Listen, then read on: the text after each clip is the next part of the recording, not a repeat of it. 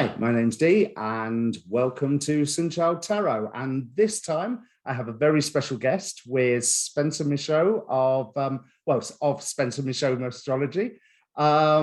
There's Spencer. I discovered recently he did a talk with Nightlight Astrology about the decans, about how they associate to the tarot cards, about how they associate to daimons, and long-term viewers of this channel would know that all of that fascinates me. I've never got my head quite around all of the astrological symbolism of the minor arcana, and half an hour of listening to Spencer, and it's like, oh, it all makes sense. So Spencer, welcome.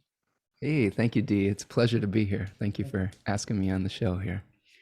So Spencer's talk for Nightlight Astrology, what I found so very moving, is on his channel. It's called Face Off, Incorporating the Decans into Your Astrological Practice. So it's a long title. It's a bit of a mouthful. I'll put it in the description down there. There will be a link. Now, I highly, highly recommend that you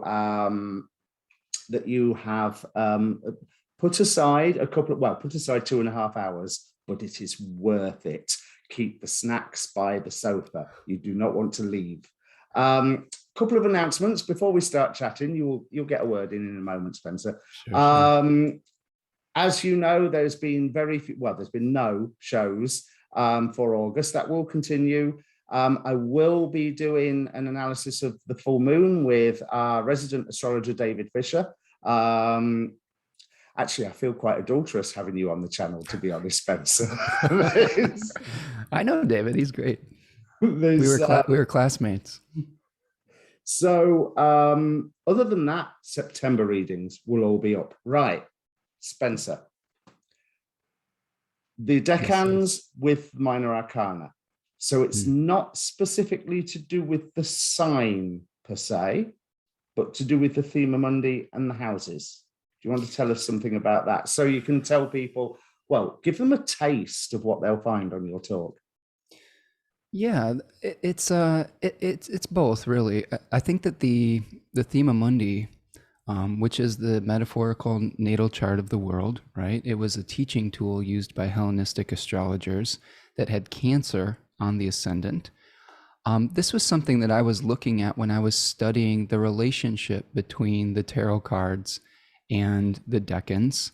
A lot of it I learned from Austin Kopic's book, 36 Faces. He definitely put in an enormous amount of work to give us all the breadcrumbs to lead us on this trail. And I started looking and seeing if I could make additional connections.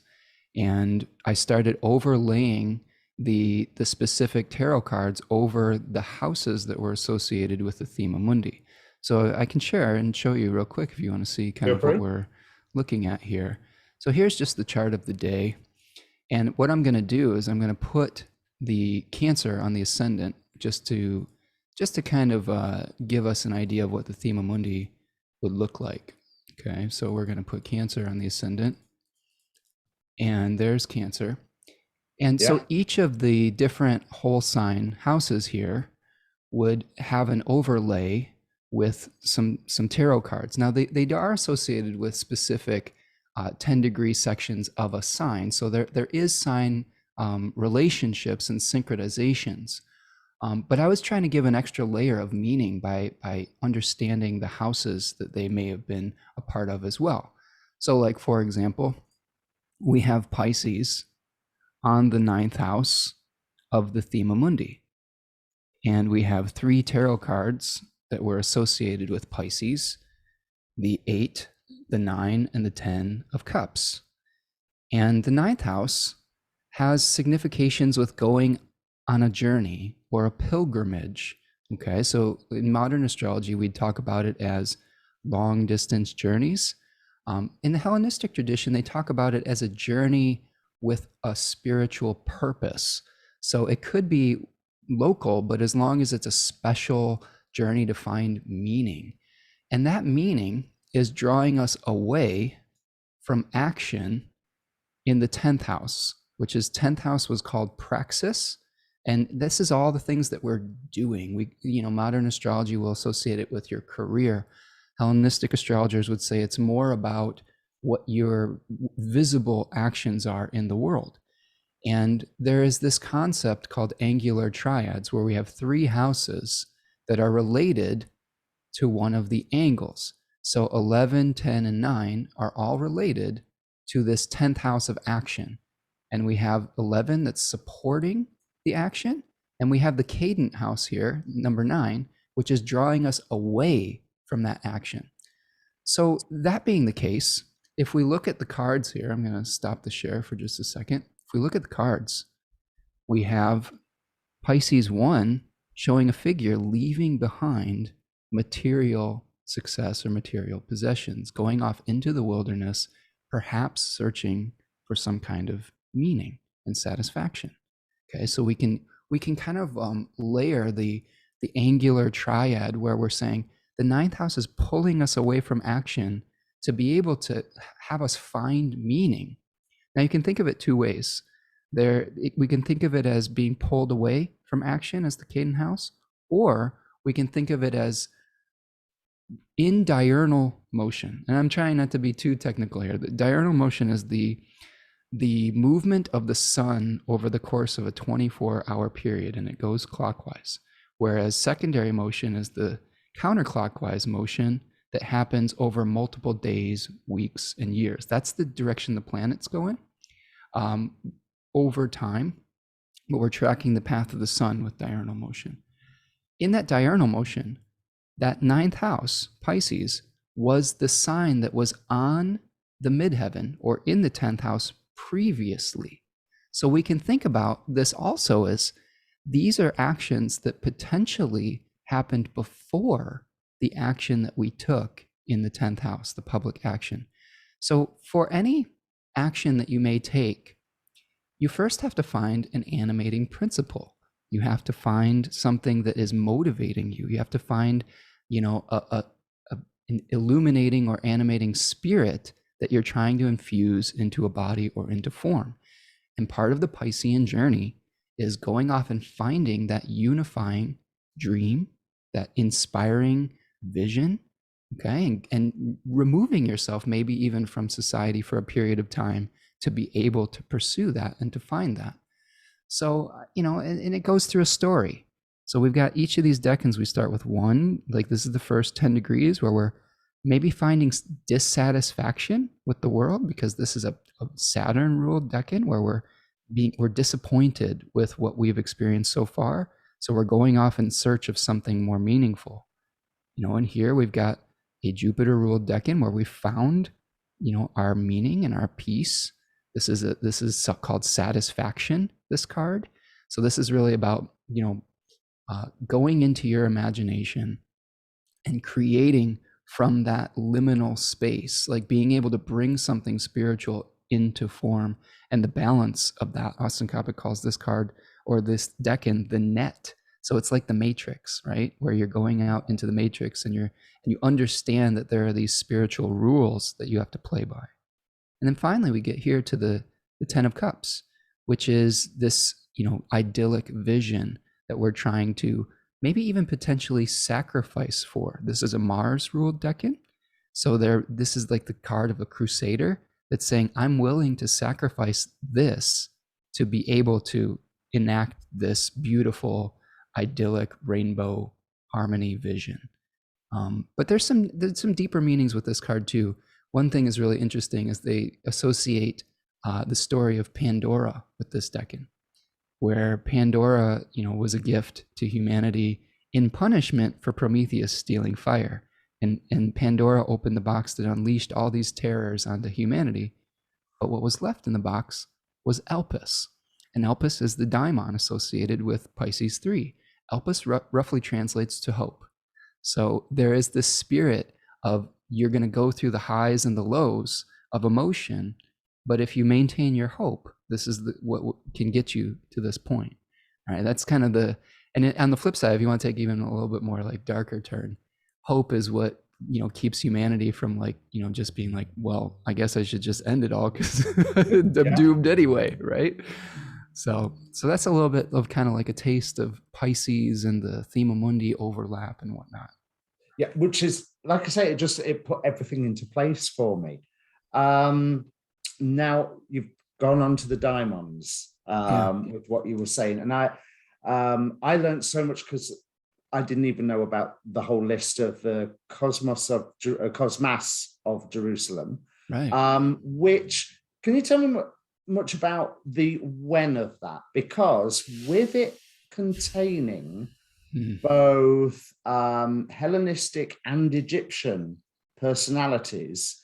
Yeah. Is it from that point of history? Now, Dr. Justin Sledge mentioned it in one of, on Esoterica, on one of his, I can't remember what he was talking about, but this point in history where the Egyptian and the Greek cultures were beginning to mix and interchange their concepts, because that list, we have Hephaestus, we have Elpis, we have Phobos, but next to them we have Osiris, Isis, which is, at first glance, it was like, what is this, a universe crossover? You know, this, right. that's like Justice League and Avengers all in the same place. What's going on here? Yeah. Yeah, I think that's an interesting document. There's a lot of mystery, associated with it. I think that the agreed upon attribution is potentially the Zoroastrians, right? So I think that I don't have an exact time frame of when that would be coming out, but my guess would be when we're seeing the blend of Egyptian culture with, the Greek, when we have the Alexander the Great, going and conquering these other lands and then starting to blend these civilizations together. We had, oh my goodness, we have things like the Sabians, that are kind of being, like you were talking about the Sabian symbols, but there was a little enclave, when we were transitioning eventually into like the Dark Ages, where these Sabian sages or priests were preserving this knowledge. And, Hellenistic culture and astrology in general is a blend of Egyptian themes. The Greeks had a pretty decent knowledge of Egyptian religion, Egyptian culture, Egyptian spirituality, and I think they really held them in very high regard. So they brought into their worldview, something through like Platonic worldview, like seeing the harmony of the spheres and things like that. They brought in and took a lot of and borrowed a lot of the Egyptian themes. So I think that there is definitely overlap. There's definitely this like being influenced by a culture. And this is really true when we see things get passed down through history. Different cultures are going to borrow from ancient civilizations and then make adjustments to the lens that's coming through, based on their particular worldview, based on their cultural values, and you're going to see shifts. And that was one of the points of my Decan talk, was that we are constantly seeing a shift between the lenses that these particular images are going to be viewed through. And a lot of it is based on their values. It's based on their, the part of the world that they're in, the type of civilization that they've created, the way that they run their government, the way that they relate to one another. And we always have to think, I think this is really important, we always have to think about certain techniques, whether it's magical, astrological, spiritual, daimonic. We need to understand the history of where those came from so that we can view it through their lens and then see if that will fit in the lens that we are using it through in modern times. So really, we all need to revise our history at the same time as learning. Yeah. Because, I mean, in terms of magical philosophies, the magicians that were wandering around in those days, or the ones that wander around today, you take what works. Right. If it works, it works. End of story. But the Hellenistic culture itself is such an amalgamation of several smaller cultures. You can see that in the development of oh, what's the phrase? Comparative mythology, isn't it? When you look at the development of certain deities, how they can shift names or how they can shift causes when one, oh now, who was it? One ousted another from their temple, which I think is going back to Sumer, isn't it? I think that was Inanna shifted Yeah. Anu out of her temple, out of his temple. But that was a story that was later repeated, I think, in both Greek and Egyptian mythology. So we've got these same archetypes coming again and again. Now, Yeah. on the level of the daimons, then, how do you use them in interpretations? I can certainly see how you can link tarot to natal reading or predictive Right. reading, but the daimons themselves. Yeah. There are a number of different sources for which daimons are associated with each 10-degree section of the zodiac, each decan. The one that I've been using mostly, I would say fairly exclusively, but mostly because as we learn more about the decans, it's basically, can you learn as much as you can about the entire history of civilization? Because right, because like I was saying about learning where the culture, where that particular technique came from, the decans have morphed over many centuries. And so what I do is I'm taking these daimons from Cosmos, or Cosmos of Jerusalem, or the 36 heirs of the zodiac is another name for that. And I'm trying to see if those stories give me a level of insight when I'm reading for a client or when I'm doing predictive work, or if there's just something I'm examining from the chart itself. Like here's one example. There is a decan of Scorpio, Scorpio 2, which talks about the daimon being Leto. Okay, so Leto in Greek mythology was a mother that was a consort of Zeus. So it was someone that, one of the many mistresses of Zeus, right? And she was punished by Hera. And Hera was this jilted wife who would punish Zeus's infidelities, right? And she basically, Hera was like, nobody give this mother sanctuary. She is going to be a wanderer. You are not allowed to give her shelter or resources or whatever. So Leto would wander around, and finally, eventually, she came to this island that was basically her sister turned into a big rock or an island, because her sister was also pursued by Zeus and like prayed to some deity to be turned into this island. And she took refuge on this island and gave birth to the twins, Artemis and Apollo. You were talking about Apollo earlier when we were talking. And I've seen this in client work where I've literally had clients who had prominent placements that represented motherhood in their chart.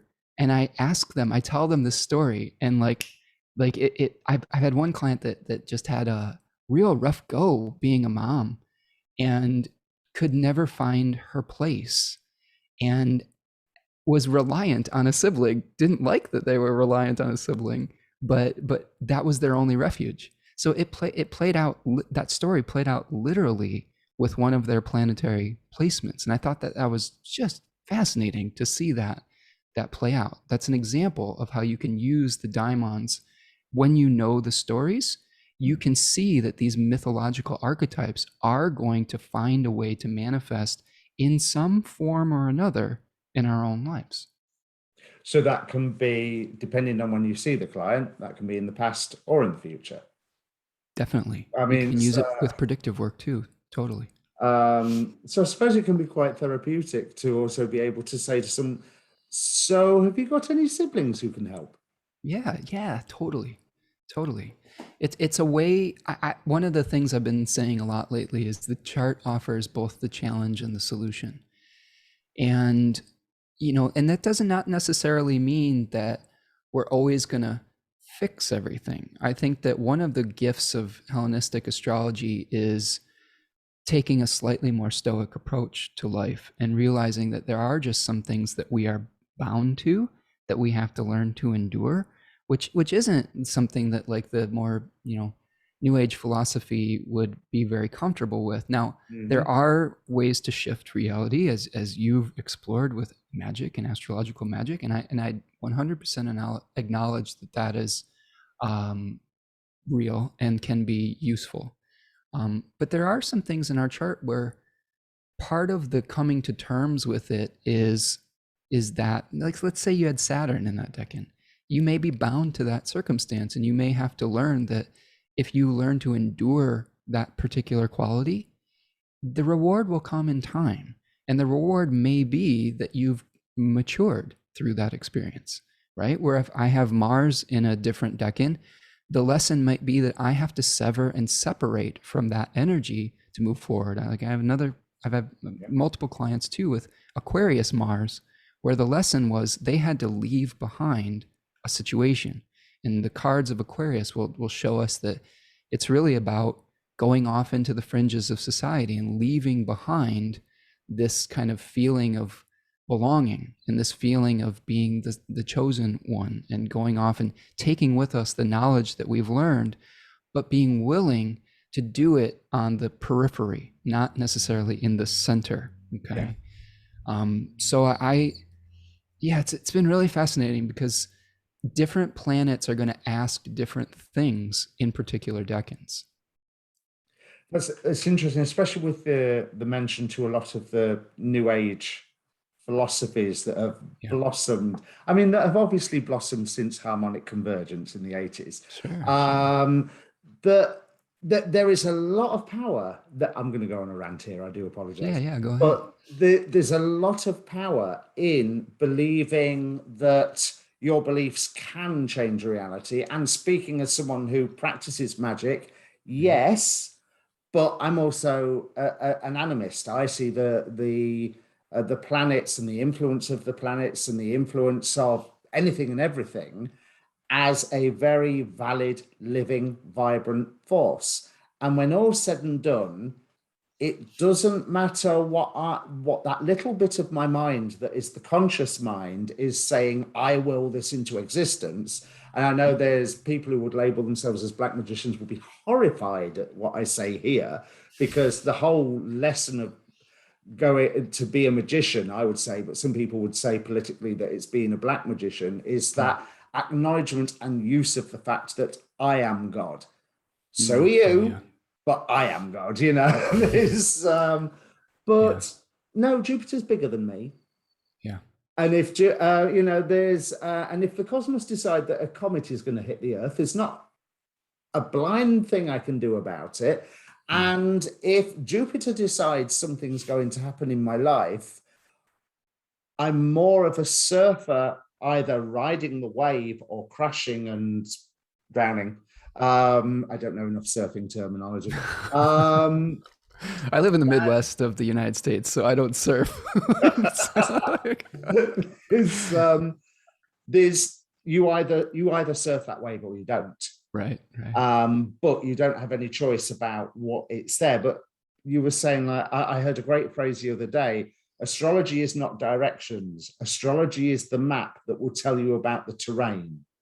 Yeah. It's not the map with an X that says, here's the treasure, but it may say, here be monsters. Yeah, I agree with that, Dee. And I think that this is why I use multiple forms of divination when I work with clients. I actually look at the chart more as a tenor of the times, and more seeing what types of circumstances that the client is going to come across. And I use things like the tarot and the I-Ching and, animals to give them actionable things to do. I find that the I-Ching is really good for this in particular, because so good. It is. I love it because it's tuned into the cycles of nature. And even if there is a difficult situation that you come across, the I-Ching will be like, okay, there's a blockage, but here are the types of things that you can do to prepare for the return of good fortune, of the new cycle to come. And even if that is to stay still, you know, and that's been so valuable for me, because I find that you're 100% right that we're co-creating with these deities. And I think that to do astrological magic, any good mage will tell you, you have to have respect for the forces that you're working with. If you think that you are more powerful than them, you will be smote, you know? So I think that, first of all, it's definitely about respect. And I do some astrological practices where I do morning rituals to the planets, and I acknowledge them, and I have gratitude for them, and I burn the incense in their particular hour and say an Orphic hymn to the planet. And it's more about establishing a relationship with these powers rather than dictating to them, give me this. You know, I like the way that I've shifted my prayers is more about sort of the I-Ching way of doing things, which is bring me in alignment with the universal divine plan. You know, bring me in alignment with the Tao. Help me to come and understand what is required of me today so that I can take action on it, or I can accept what I need to be able to do. And the Tao, this is what people mistake about Taoism and about the I-Ching, and a lot of it, people get a little bit nihilistic because they're like, well, it's telling me that I just have to endure this thing. You know, a lot of it is not about you know, not doing anything. Sometimes, even if you understand that the action that you take is like you know, let me mix my metaphors here, but my teacher Achyuta Bhavadas talks about the Bhagavad Gita, and Arjuna, I think, is that the main character? Sorry if I'm butchering that. Arjuna, yeah. Yeah, the Arjuna in the Bhagavad Gita has to go to war, and he has this discussion with, I believe, Krishna, that where, you know, he says, I don't want to go to war. I know it's a futile act. And you know, Krishna's like, well, this is your destiny, and you have to go and do it for various reasons. Like I said, I'm not an expert on that document, but it's sort of like maybe we are actors on a stage, and we have this certain script that we're working within. And even if we understand the script, we still have to play it out, and we still have to make choices within that script. As actors, we can choose to emphasize certain words. We can choose to make different choices in relationship with our other actors, but we still are sort of following a blueprint. Does that make sense? Absolutely, that makes sense. Yeah, I mean, just to clarify something that I said earlier about the black magicians, that they're not theoretically saying I am God until they have actually conquered, smashed, or harnessed, I think is the better way to say it, harnessed the ego. So, you know, there's stages. Some people will try and do it in a different order, and then they tend to get slapped down one way or another, basically, by life. But yeah, I cannot agree with you more, really, because there is when there's been challenges, I mean, when I'm reading the cards, I'm not very good at seeing disasters. I'm very good at seeing challenges that you will need this quality, and this quality to survive, overcome, dodge, move around, benefit from.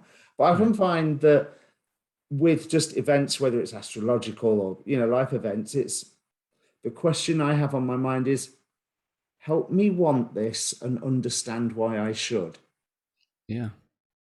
You know, if that makes sense. Right. Keeping on with the, oh, go on. You was about to say. It's just about, and that really is about coming into alignment with the task that is set before you. You know, I'm you know, I have a lot of stuff in Virgo, like we were talking about. I'm a Cancer sun and a Taurus moon, but I've got a Virgo stellium, and a lot of my, you know, wrestling is with legacy challenges. So my understanding of Virgo, and I'll talk about this in my Decan workshop that's coming up, but just a preview of that is a lot of the themes associated with Virgo is figuring out what stays and what goes. And you are coming to terms with both the feeling of disgust that is necessary to identify flaws that won't support you when you're trying to preserve something for the upcoming winter. And you're also having a very hyper realized sense of value. So you're saying Virgo is misunderstood because they think that Virgo is just rejecting something. But if you really dive into the Virgo archetype, it is about appreciating something that can sustain you for the long term. So one of the things, me having this, like, both malefics in Virgo but also Jupiter in Virgo, is how do I come to terms with the fact that form is ephemeral, that it is not eternal? And how do I get in touch with essence versus form? And this is something that I've really had to work through, because I've sometimes gripped very tightly to forms and been shown over the course of my life with both malefics in that place that I cannot hang on to form. And when I try to, that's when the greatest evils are produced. Okay. But when I get in touch with the essence that I'm trying to bring into form and get less attached to the material form, then I'm able to pass on something to the next generation. And it's not necessarily a form. It's really, I'm passing on the essence, because that is what is eternal. That is what is not subject to the whims of this samsara that we're going through, this spinning of the wheel and the cycle, right? It's all about connecting to the center, the hub of that wheel. And that's where essence is coming through. And I'm sure you understand this with your, do you share your chart with your audience? I don't want to out some of your chart place. No, Okay. I've said things about my chart. Okay, so with your Pisces sun, which decan is your sun in? Final one, the final one. Earlier. So we were talking about sacrifice for your idealism, right? Yeah. So I think really Pisces is really in touch with essence, and they sometimes struggle with the form, whereas the Virgo part of it is very in touch with the form, but they're really trying to get awareness of that essence that wants to be passed on. That's why they're complementary to one another, right? So yeah, I think that it's just super important to look at what is asked of you by the particular placements, because something that is asked of you from Jupiter is very different than something that's asked of you from Saturn. Jupiter may offer you an action that you can take that will bring you honor and merit. So like I have Jupiter in the first decan of Virgo. I need to keep learning and sharing my knowledge. That's what is going to bring me abundance and is going to bring me honor and merit, which is things that are associated with Jupiter. Whereas, with having a malefic in a different space, I'm going to take a completely different approach to the energy that the malefic might represent versus the benefic. Does that make sense? Yes, absolutely. Yeah. Sticking with the Daimons for a moment, as you said before we started filming, we was discussing asteroids. Mm-hmm. For example, Sagittarius 2, Cora. Right. That's a form of Persephone.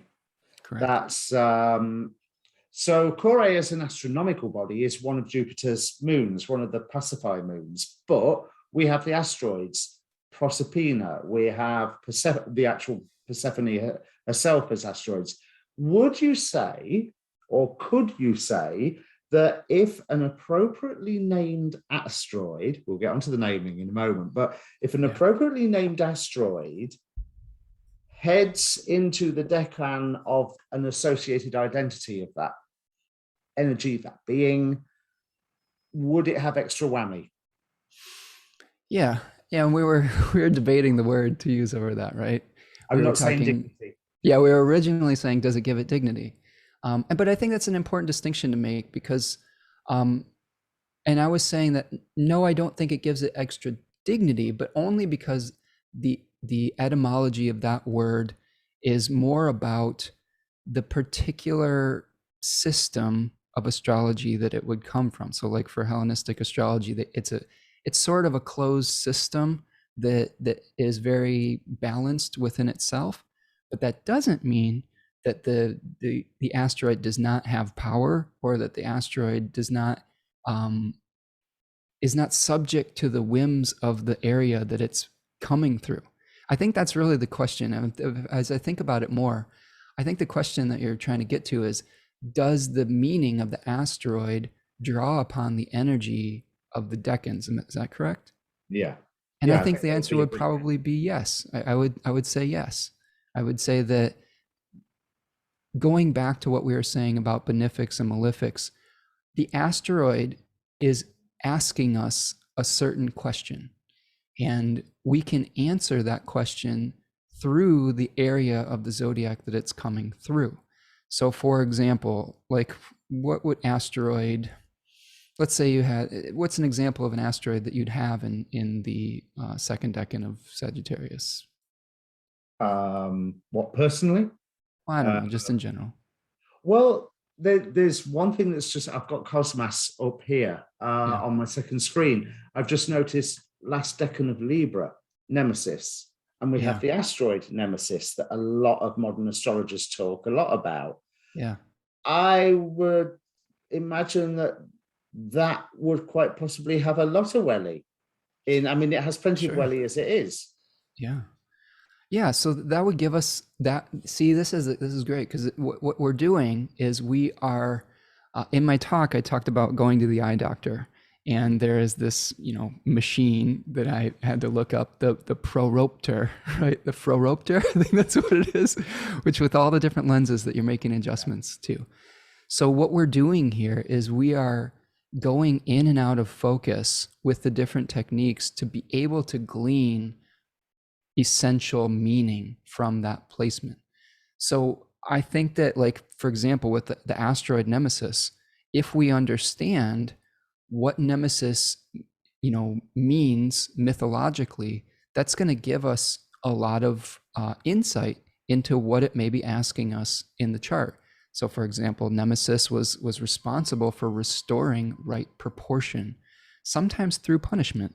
So there may be, if, like, for example, if you want to glean the meaning of that asteroid Nemesis, there may be, wherever it's located in your chart, there may be some situation where you need to restore balance, but maybe through justice, maybe through a harsh sense of justice, maybe through, and it could be towards yourself as well. It could be like, maybe, and I don't, punishment maybe not be the most enlightened new age word for it. You don't want to self-punish, but maybe you set yourself healthy limits and boundaries around that area of your life to be able to restore balance to whatever the situation is. Yeah. Or restorative action, I suppose. Yeah, exactly.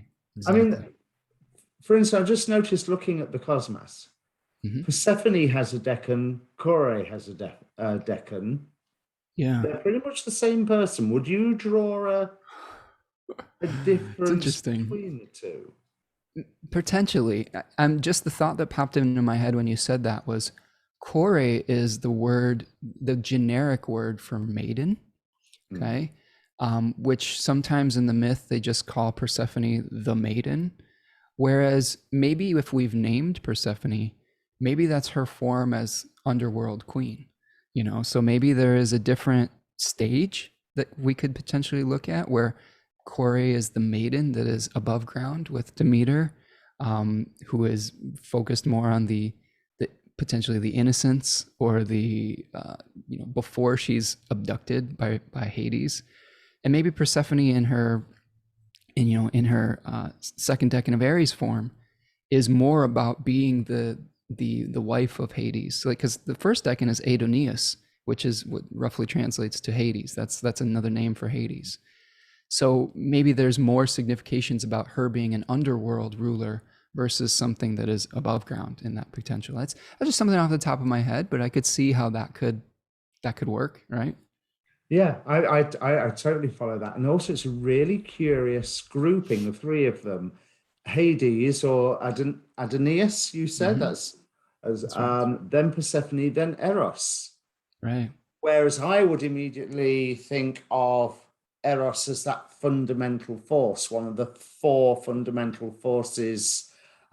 Is that from the cosmic egg myth, or is that from Nyx giving birth? I think it's from Nyx giving birth, isn't it? That's something in Hesiod, isn't it? Where they talk about Eros has multiple forms. There is the cosmic force that brings things into being form, which is what I think you're referring to with the cosmic egg myth. And then there's Eros as like Cupid, which is shooting like arrows of desire. But also, this is something that people don't think about. He had both, I think, golden arrows and arrows of lead. So he could both inspire passions, but also, like, I don't know, diminish them as well. So, you know, and one thing to think about, D, is I think is there are a number of actually different lists of these as well. I've seen Dorian Greenbaum, who I really like, who's a great astrologer and historian and scholar. She has her own list where I think potentially Eros might be the first decan of Aries versus the third. So you may be onto something, is right. So I think with all of this, we're doing our best guess, because we're getting these all this information completely secondhand from thousands of years, from tiny little fragments that we're trying to piece together. But I think that brings me to another point that I think we were talking about earlier, is that the process of attunement is really important. So, yeah. And what I mean by that is, this is an idea that I got from Geoffrey Cornelius, another great British astrologer who wrote the book, The Moment of Astrology. And he was, examining all these different scientific studies of whether astrology worked or not and things of that nature. And really the biggest takeaway I have from that book is that the divine wants to speak to us through different forms. And as human beings, we're like radio receivers. And we can tune into certain channels, like the channel could be tarot, the channel could be astrology, the channel could be daimons.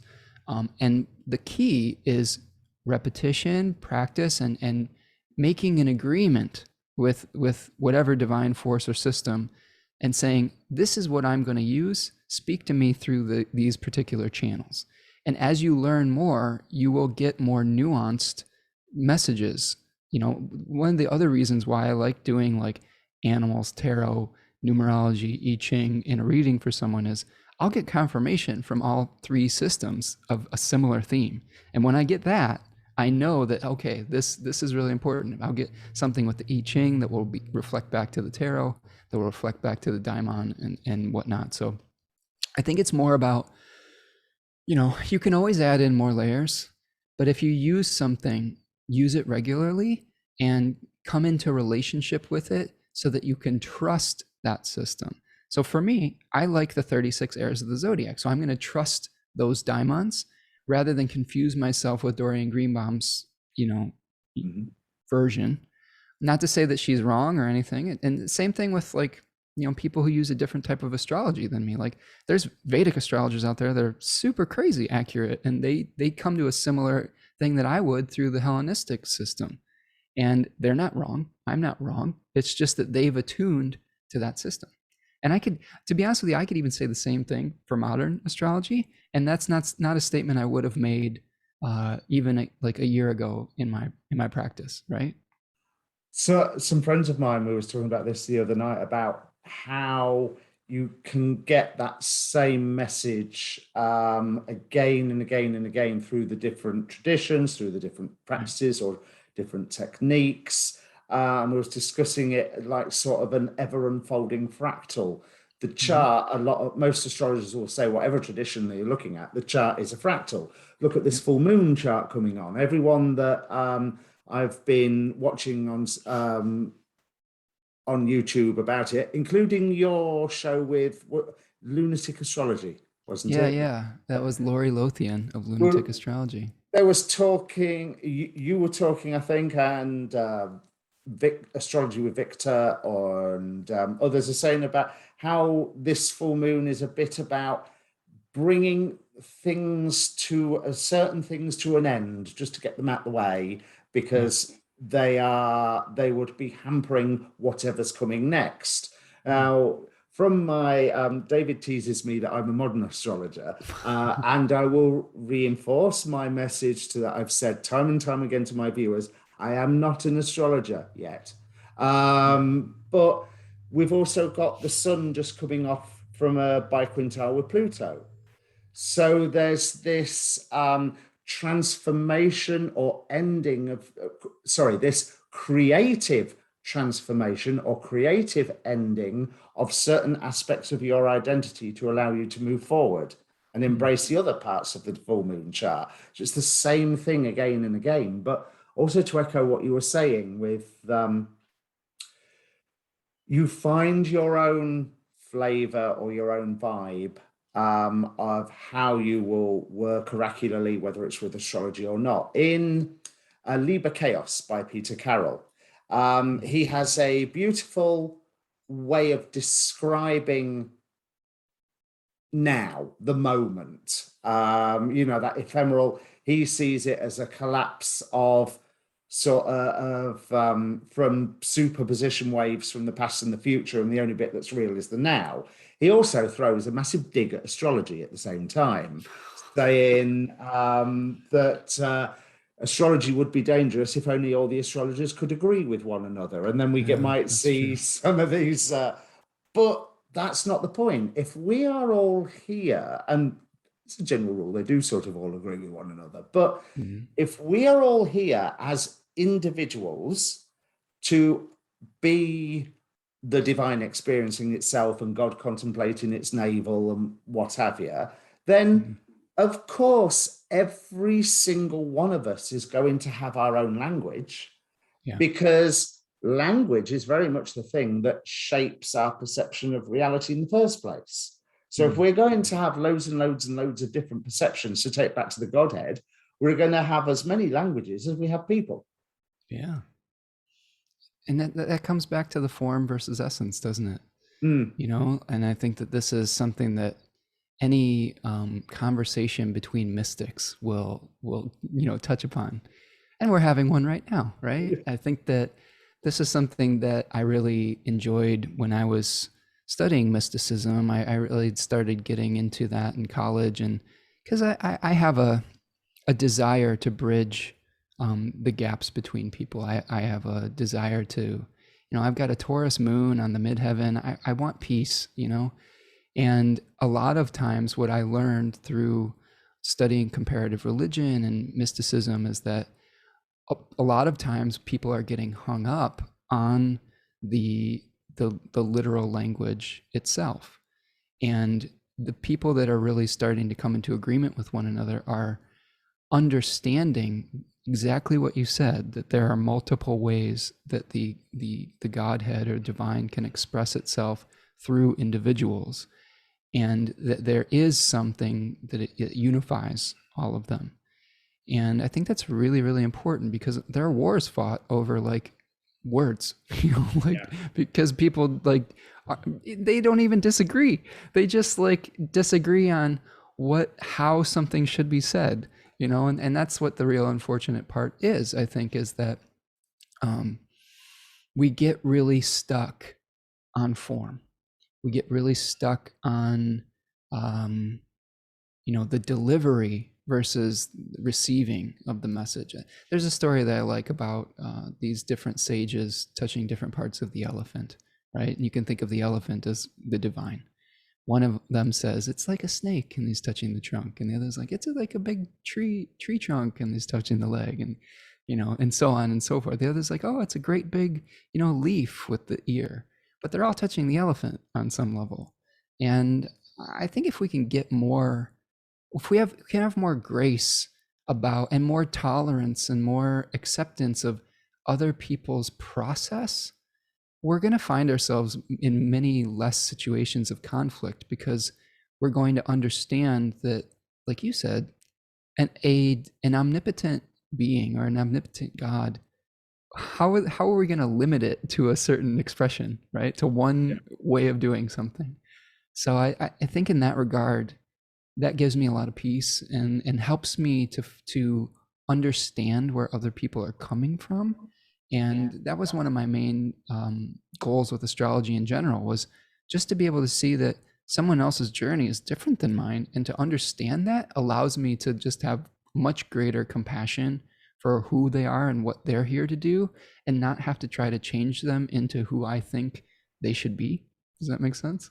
Absolutely. And we, as you know, we had a list of other things to discuss. But how do we follow that? So I think that's a beautiful time to actually draw this one to a close. We can talk about the art of naming and stuff on another video, maybe. Sure. What projects have you got coming up? You've mentioned your workshop already. There will be a link down below, but tell us about the workshop coming up. Yeah. So in addition to the Decan webinar that I did for Nightlight Astrology that you can find for free on my YouTube channel now, I am doing a class that's coming up on September the 4th. So that's 11 a.m. Eastern American time. We're going to be going over the 3 decans of Virgo. So I'm doing a deep dive on Virgo. So these 3 cards associated with Virgo. And we're going to talk about the tarot associations. We're going to talk about the individual daimons, the mythology associated with it. We're going to talk about Mercury's role and how it plays out. We're going to look at chart examples. If one of the things that people say about my work is that I'm very thorough, so it'll be a very thorough examination of Virgo. It'll be a 2-hour workshop. You can find that on my website, spencermichaud.com, or there'll be a link somewhere on my YouTube channel or whatnot. But yeah, it's open for registration now. You'll get a video copy if you're unable to attend live. And you'll be able to, pick my brain and ask me questions. It'll be very interactive. And I'm really looking forward to that. I plan on doing a monthly series where I do each sign with the 3 decans and dive into it. So yeah, that's the main thing I've got coming up.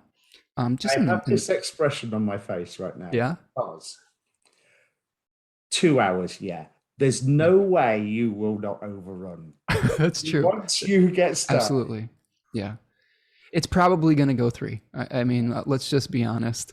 I'm long-winded. I'm thorough, and I'm generous with my time though, because I would rather people understand than for me to like say, well, sorry, it's we're done with our time here.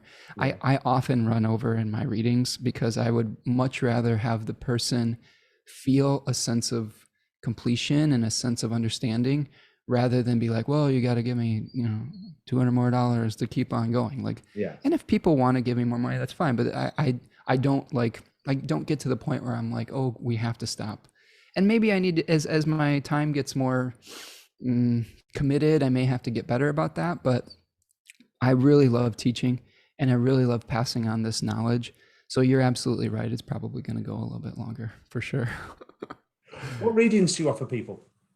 Yeah, so I do a number of different offerings. I have deluxe tarot readings or deluxe natal readings where I go over the 7 traditional planets in your chart. I do the tarot associations, the daimons associated with it, the fixed stars, and then a 3-month transit reading all mashed up into a 2-hour session. I do a basic natal reading where I do everything but the transit work, although I still tell people some stuff in there. I have some specific decan readings where if you want to just know the decan cards associated with your placements, you can do that. I have individual fixed star readings where if you just want to focus on one particular thing, it's a slightly shorter amount of time.